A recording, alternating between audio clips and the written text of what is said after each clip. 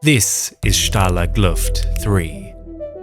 Constructed over the course of 2 years between 1942 and 1944 in the dense forests of Sagan, 145 kilometers southeast of Berlin, it became one of the largest prisoner of war camps of its kind in Europe.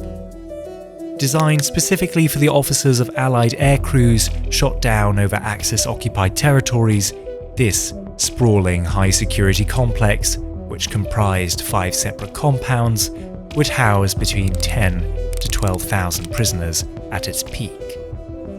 But what it's really famous for is not what you see above ground, but what you're not seeing below it. The secret subterranean tunnel that facilitated the greatest escape in history.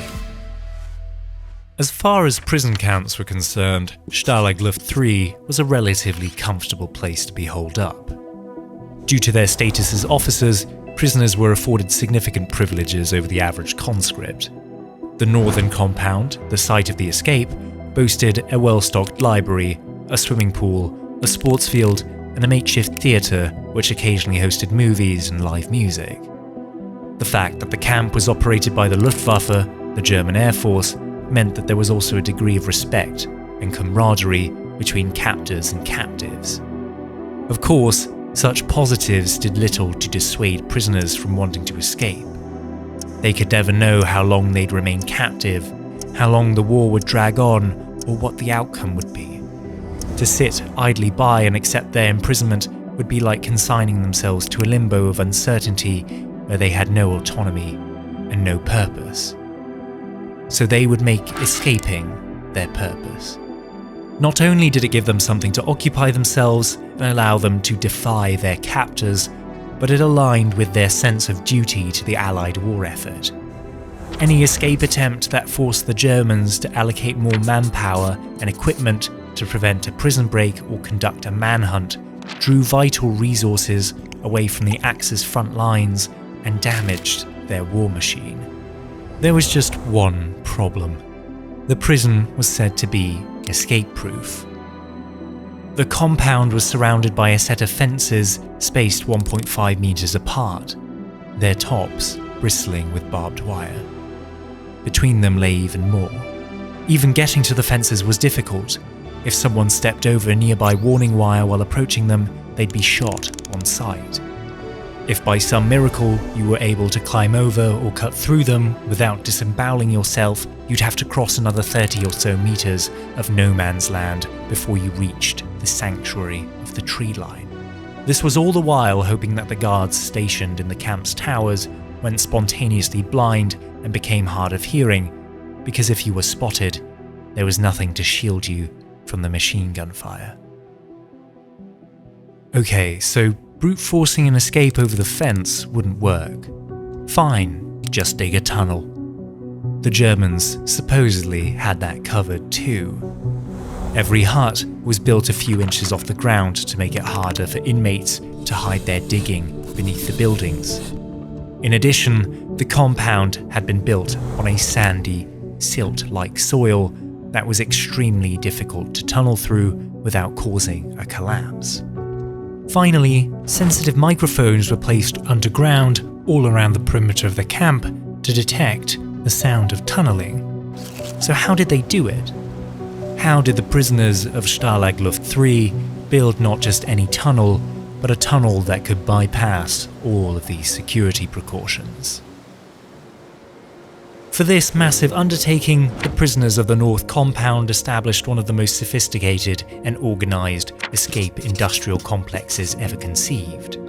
Over the course of more than a year between April of 1943 and March of 1944, a group of around 600 American, British and other European prisoners would furnish materials for and construct 3 separate tunnels beneath the compound, hoping that if the Germans found one or two, they would not think to look for a third. To avoid detection in the first place, these tunnels would be disguised with inconspicuous pieces of furniture. The main tunnel we'll be focusing on, nicknamed Harry, was hidden under a metal cooking stove that had been placed over a wooden trapdoor. Each tunnel would be built roughly 7.6 meters underground as to avoid microphones picking up the sound of digging. To prevent any tunnel collapses at this depth, they would need to be reinforced with support beams, which of course was a bit of a problem.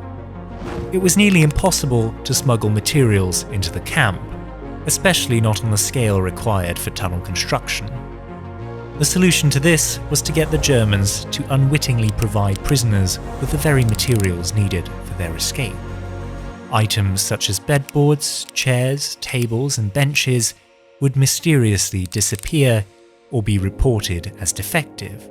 The Germans were encouraged by neutral third-party inspectors, such as the Red Cross and the Swiss, to provide a minimum standard of living for inmates, so they would often replace these items when they went missing, providing a steady stream of construction goods.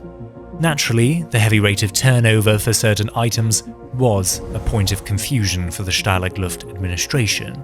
The camp's commander, Colonel Friedrich von Lindeiner, noted that, quote, "The material required by the camp amounts to 5 times the amount which would be used for German troops using the same accommodation." Of course, the occupants of Wehrmacht facilities weren't fashioning their bedboards into support columns and stealing screws from light fittings to affix table legs to makeshift rails. That's right, rails. To speed up the digging process, the inmates would construct a rail and cart system that stretched along the entirety of the tunnel, shuttling tools, materials, and people towards one end and sand back to the other. That was another problem though, the sand. Digging a tunnel required displacing a lot of it, and it couldn't simply be piled up outside of one of the huts because that would immediately arouse suspicion. To make it worse, the sand below ground was yellow and the sand above was grey. To address this, more than 100 men known as penguins would store sand in bags hidden under their coats and covertly release it in the camp's courtyard, kicking it as they did so to blend it with the grey topsoil. In the process, they looked a bit like penguins. To further ensure the project wouldn't be discovered, the inmates employed a constantly rotating roster of watchmen that would alert the tunnelers to approaching guards, allowing them to cover up tunnels before any inspection. This was just as well, since the camp employed specialist anti-escape personnel known as ferrets, whose sole purpose was to sniff out any tunnels and spy on the prisoners.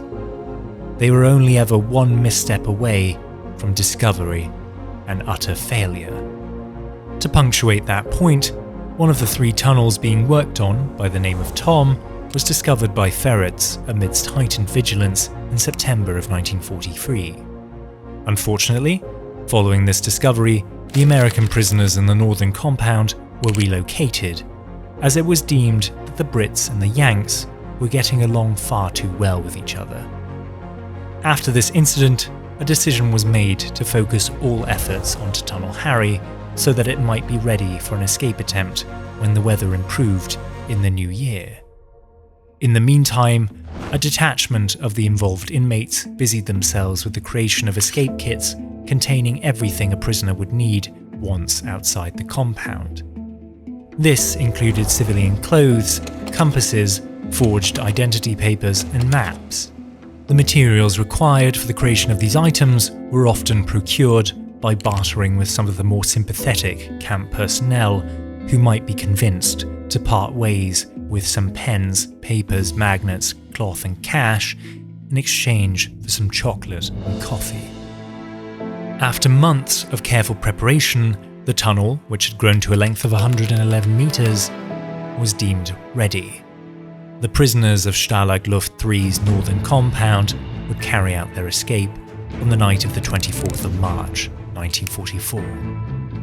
Around 200 prisoners were set to make the attempt, but only those determined to have the best chance of remaining undetected would go first. 30 men, fluent in German, would be given what little money had been accumulated, as well as a head start to try and make it to the nearby Sagan train station before the last train left for the night. Most of the remaining prisoners would have to travel by foot. Each individual had separate travel plans, but most hoped to reach Allied territory via neutral countries. The mood in the compound was tense.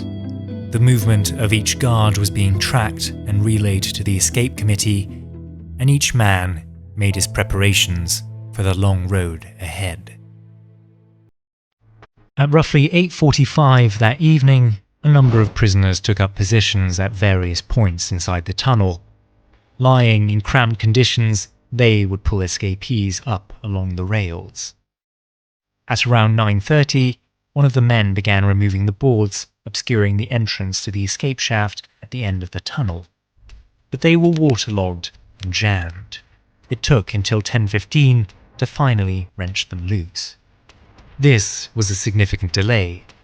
Night fell around 9 p.m. and the sun came up at 5:30 in the morning. They had just wasted 45 minutes of darkness just trying to get the exit open. To make matters worse, the escape hatch, which had been planned to come out within the tree line, was actually a few meters into no man's land. Despite this setback, the inmates resolved to continue with their escape anyway. They'd just have to be more careful to avoid the German sentries that regularly patrolled the perimeter of the compound. With this in mind, they placed a watchman at the edge of the tree line, hidden in a spying nest set up by the Germans to surveil the camp from a distance. This person would periodically tug a rope that led into the exit hatch to signal an all clear. From 10:30 onwards, a steady stream of men made their way through the tunnel, slipping out into the darkness of the night between the gaps in the patrols. Over the course of the next 6 hours, 76 men escaped Stalag-Luft 3.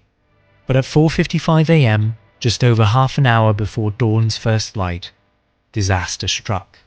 One of the escapees misinterpreted a rope tug to mean that he was clear to emerge from the tunnel.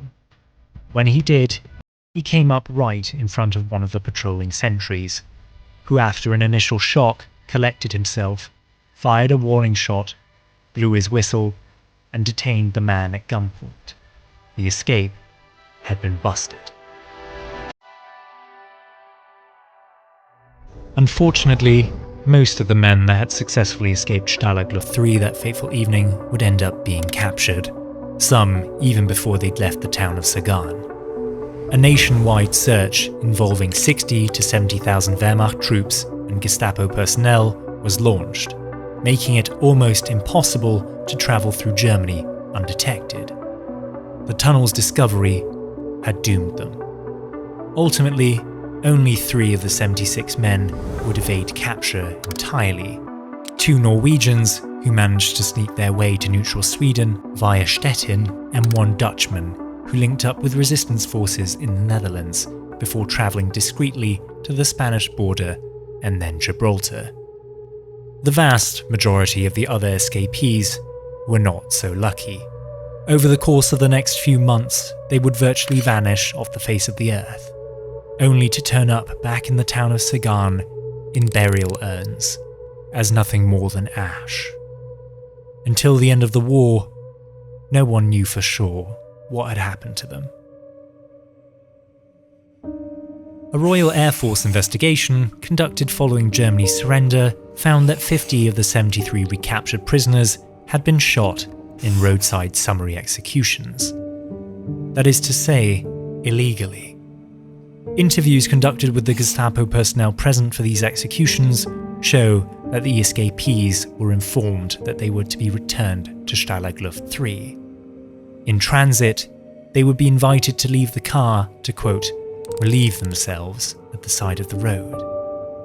Once the handcuffed prisoners began to do so, his captors would shoot him in the back of the head, at which point he would fall into the ditch in front of him. A truly undignified death. The scenery and the weaponry changed, but the methods rarely did. Most would be executed in this fashion. It helped the Gestapo construct the myth that the prisoners had been killed while trying to escape. But ultimately, this did little to conceal their true actions. A Swiss inspector at Stalag-Luft 3 was immediately suspicious of the explanation and reported his findings to the British government. Many of the Gestapo men responsible for the extrajudicial killings of these POWs would be judged guilty of war crimes. Why the attacks had spread so quickly? To harsh prison The attackers had used a death stolen for NSA Nuremberg exploit trials. called Eternal Blue. While the This flight just from demonstrated Stalag the 3 risk of may governments not have been the hoarding these largest by zero-day numbers prison escapes vulnerabilities, during and World how War these II, exploits can it fall was into the certainly wrong the most hands and impressive cause untold given the damage. obstacles faced, In this the case, the complexity of attack the was planning, traced back to the and the Lazarus resulting Group, fallout. a hacker group The connected to prisoners the of that government of camp North had set out to Korea. escape, died trying, What's or fascinating about inconvenienced the ransomware Germans is that to it is such a a degree business. that it